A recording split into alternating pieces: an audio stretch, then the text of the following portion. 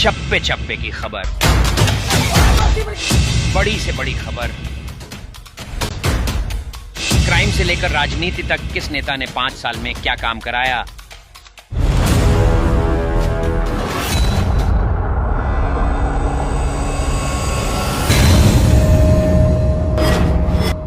मिलेगी सबसे पहले हर खबर चेंजिंग फ्यूचर न्यूज पर, जो बदलेगा। श्रीलंका और पाकिस्तान के जैसा बर्बादी के कगार पे लाने का प्रयास निरंतर मोदी जी कर रहे हैं। जो गरीब है वो गरीब से और नीचे गरीब की ओर जा रहा है, जो मध्यम वर्ग है वो गरीब हो रहा है। राम राज की लोग बात करते हैं, लेकिन कर्म जो है रावण राज की करते हैं। हमारे देश के युवा, हमारे मजदूर, हमारे किसान, सभी लोग देश का त्रस्त हैं। भोजन की व्यवस्था नहीं, पढ़ाई का नहीं है, सिंचाई का नहीं है, मेडिकल फैसिलिटी नहीं है, तो आखिर हम देश को देखिए, जो 2014 में मोदी जी आए थे तो उनका सबसे पहला जो और सबसे बड़ा कमिटमेंट था कि 2 करोड़ नौजवानों को रोजगार देंगे, महिलाओं का राशन जो महंगा है उसको कम करेंगे, रसोई गैस का दाम कम होगा और देश के अंदर में राम राज स्थापित होगा। तो राम राज के नाम पे जो उन्होंने देश को ठगने का काम किया, नौजवानों को रोजगार से वंचित किया और आज के समय में लोगों के अंदर में जो नफरत का भाव फैलाया जा रहा है, कहीं ना कहीं देश को श्रीलंका और पाकिस्तान के जैसा बर्बादी के कगार पे लाने का प्रयास निरंतर मोदी जी कर रहे हैं। और इसके खिलाफ राहुल जी न्याय की बात कर रहे हैं कि नौजवानों को रोजगार के माध्यम से न्याय दो, उनको सबल करो, मजबूत करो, बेहतर शिक्षा कैसे मिले, कैसे महिलाओं को सुरक्षा और राशन और बाकी बुनियादी ज़रूरत चाहे सिलेंडर हो या बाकी चीज़ कैसे उसका दम गिरे।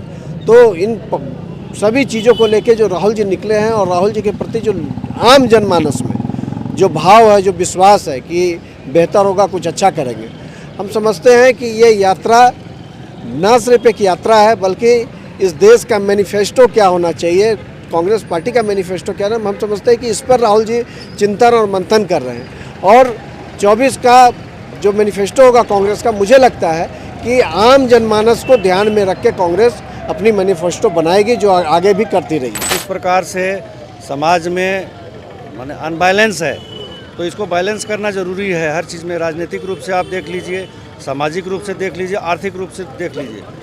आर्थिक रूप से अगर आप बात करेंगे तो सिर्फ 2-3 लोग हैं जिनके पास पूरा देश का संपत्ति चला गया है, और बाकी जो गरीब है वो गरीब से और नीचे गरीब की ओर जा रहा है, जो मध्यम वर्ग है वो गरीब हो रहा है। तो कहीं ना कहीं पूरे समाज में गिरावट आ रहा है आर्थिक रूप से। तो राहुल गांधी जी का जो ये अवधारणा है, जिन्होंने 5 न्याय में एक न्याय है कि भागीदारी सबकी बराबर होनी चाहिए, तो भागीदारी का मतलब ही है कि सभी क्षेत्रों में, चाहे सामाजिक हो, आर्थिक हो, राजनीतिक हो, सभी क्षेत्रों में सबको बराबर का हक मिलना चाहिए। इसी को लेकर के उन्होंने ये भारत जोड़ो न्याय यात्रा जो किया है, इसमें मुख्य मांग यही है कि भाई देश में पूरी तरह से शांति हो, सद्भाव हो, सद्भावना हो। राम राज की लोग बात करते हैं, लेकिन कर्म जो है रावण राज की करते हैं।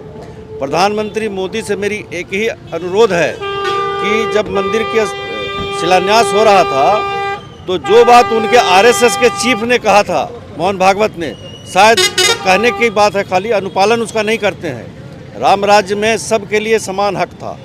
सब राम राज्य का मतलब ही होता है कि सब लोग को एक निगाह से आप देखें, लेकिन यहाँ पे आप हिंदू, मुसलमान, दिस दैट, कभी अपने को कहते हैं कि हम ओबीसी हैं, कभी कहते हैं कि देश में सिर्फ 2 ही जाति है, अमीर और गरीब की।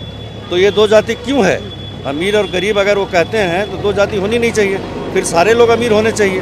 तो ये कहीं ना कहीं कथनी और करनी में उनका इतना जो अंतर है, ये उनकी मानसिकता को दर्शाता है कि उनके दिल में कुछ और है और ज़बान पे कुछ और है। राहुल जी जिस तरह से भारत जोड़ो न्याय यात्रा पर निकले हैं, हमारे देश के युवा, हमारे मजदूर, हमारे किसान, सभी लोग देश का त्रस्त हैं। जिस तरह से मोदी जी भजन की बात करते हैं और राहुल जी भोजन की बात करते हैं, जब तक भोजन नहीं मिलेगा तो भजन नहीं होगा। तो भोजन कहाँ से मिलेगा? हमारा रोजगार होगा तब नहीं भोजन मिलेगा। आज देखे होंगे राहुल जी धनबाद जब गए, उसके बाद कोयलेरी में जो हालत है, जो कोयला में खदान में काम करते हैं, उनको रहने का घर भी बढ़िया नहीं है, अब दिन रात वो मेहनत करते हैं। तो हमारा कहना है मोदी जी अब कहाँ है? अब जो मजदूर देश में काम कर रहा है, उसके बाद उसके भोजन की व्यवस्था नहीं, पढ़ाई का नहीं है, सिंचाई का नहीं है, मेडिकल फैसिलिटी नहीं है, तो आखिर हम देश को कहाँ ले जा रहे हैं?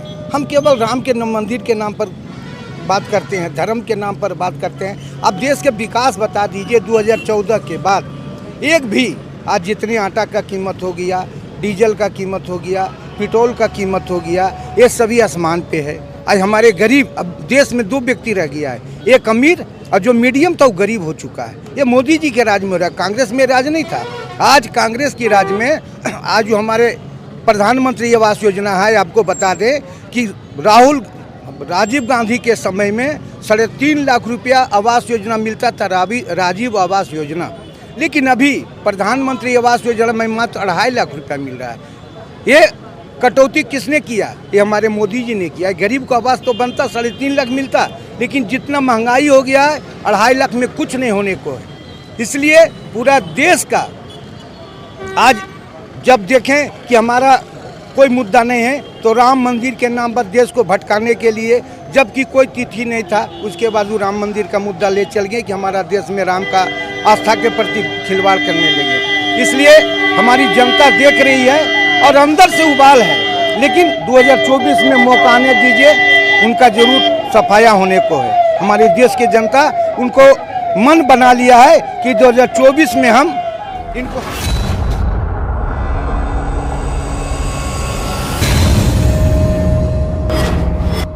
मिलेगी सबसे पहले हर खबर चेंजिंग फ्यूचर न्यूज पर, जो बदलेगा आपका फ्यूचर।